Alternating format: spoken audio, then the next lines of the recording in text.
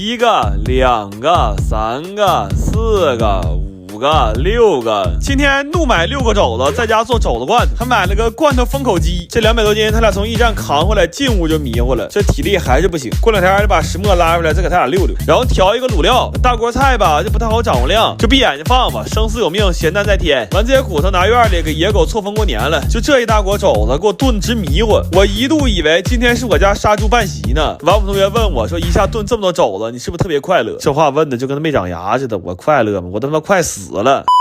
完熬点猪油，这到罐头里，等吃的时候可香了。猪油熬得多也做罐头了，等哪天手刺挠了再讲扒螃蟹，留着炒蟹黄，靠出来油嗦了实在太香。等不了过年包饺了，咱们撒点椒盐，然后撒点白糖，然后撒点白糖，最后撒点白糖。这糖吃有点费油了。肘子呢，咱们给它切块分装，要确保每一罐都有大块的肘子皮，然后倒上汤给它入味儿，等油凝固了就可以分罐了。等我仨实在太饿了，先煮点饭。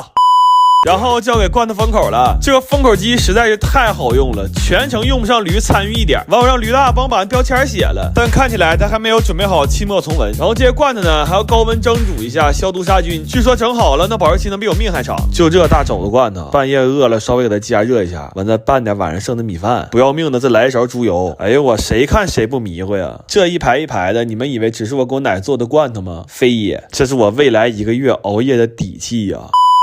大娘，方便面要不要？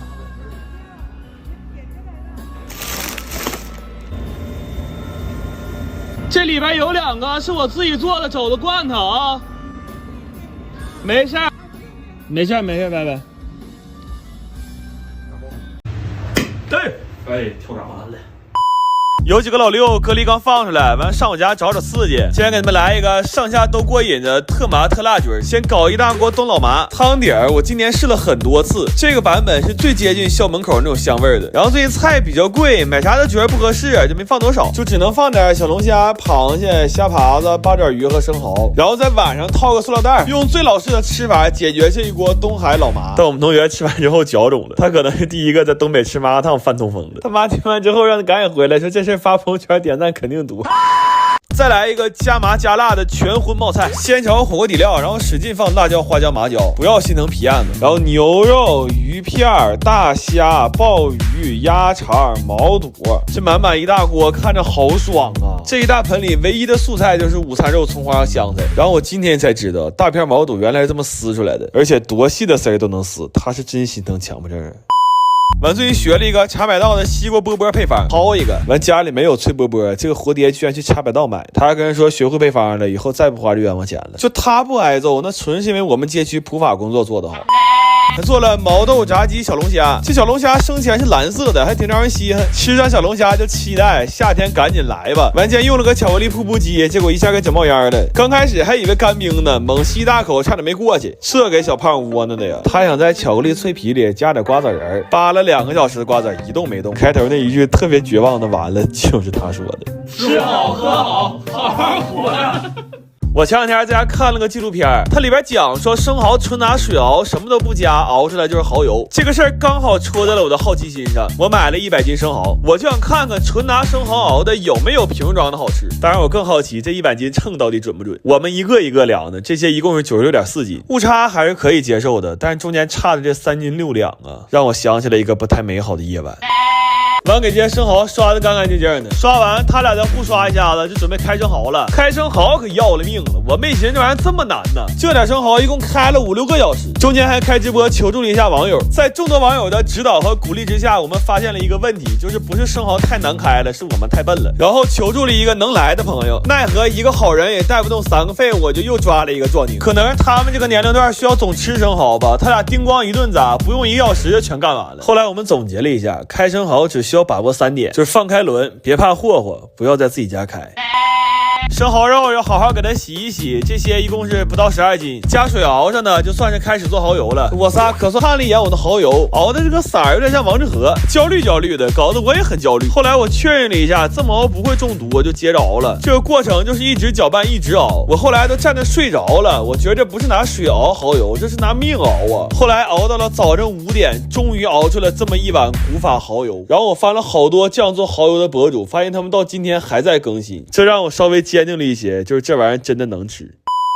我们对比尝了一下，自制的蚝油呢特别鲜，瓶装的蚝油呢就特别咸，然后用自制生蚝做了几个菜，又是一天一宿啊！这1000多块钱的生蚝壳子还不知道咋办呢。大早上7点，我仨在这整一桌生蚝，这一天算没法过了。但是这个自制蚝油吧，炒菜只有鲜味，有点单调，而且颜色不太好看。我需要把这碗1500块钱的蚝油再加工一下，居然是为了让它达到10块钱一瓶的那个标准。这个逻辑真的是造孽呀！我最近有点馋肉松小贝，让我妈念叨的，总害怕外面的肉松是纸壳做的，就干脆自己家做了。在家做嘛，肉松肯定得给够啊！我煮了一大锅肉，都给炒出来，正好留着这两天喝粥吃。这肉煮熟了，先给它捶打一番，让它等会儿老实配合。但如果它不吃罚酒的话，咱们就快速启动 Plan B， 我们可以给它吃敬酒啊！就不忙的情况下，可以先给它磕一个。后来撕肉丝儿可要了命了，纯人类反祖啊！那天不都看直播了吗？我们最开始有说有笑的，后来逐渐变得暴躁，最后终于变态了。没有手指甲吗？撕的贼费劲。镊子是最好使的，但就后遗症不太好治。等这回隔离结束，我仨高低得出去做个美甲去，谁也拦不住。这10小时太痛苦了，我们就一直在里边撕，猫就一直趴门口看呢。这感觉特别像围城，里边的人拼命想出去，外面的猫拼命想进来。最后一共是撕了这么多肉丝，这是天亮时候撕的，那薄如蝉翼，细如发丝啊。这是天黑之后撕的。反正也能说得过去，这是变态之后撕的，这会儿已经崩溃了，就寻思赶紧毁灭吧。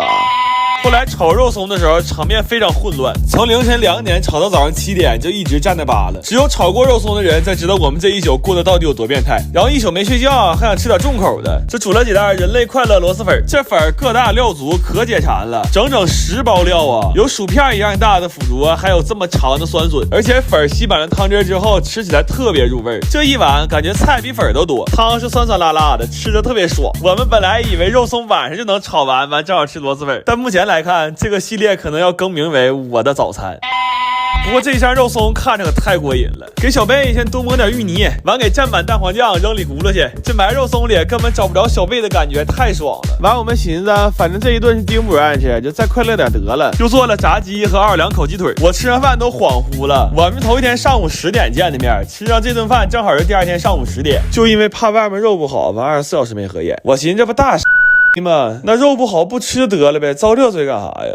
我今天早上上市场买菜，看见一个档口有一个特别大的电磨，在那卖现磨的芝麻酱和香油，那味儿老香了。我在那个摊主的极力推荐之下冲动消费了，我买了20斤芝麻回家自己磨。这回再用石磨吧，我们就有点经验了。我们上来就把眼罩套上了，但是芝麻并没有黄豆那么扛霍霍，搅快了就成渣子了。要想磨出很顺滑的芝麻酱，就只能这样慢慢悠悠的一圈一圈推，然后一次呢只能倒这1勺芝麻。这几盆我估计得盛个8000来勺吧。但磨芝麻酱不加水，石磨用就堵了。卖芝麻的告诉我，这个时候你点点香油就好了。他这办法倒是好用，但是磨香油的时候往里点香油，那世界上第一滴香油是怎么来的呢？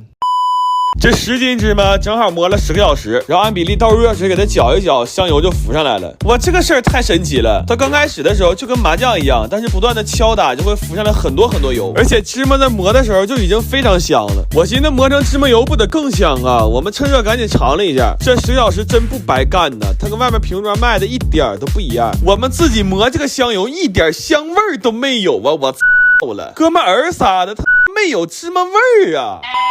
然后在崩溃的边缘，我们又开始磨芝麻酱了。这样磨了2个小时，实在是磨不下去了。已经磨了16个小时了，再磨就不是心态崩了，心脏就要崩了。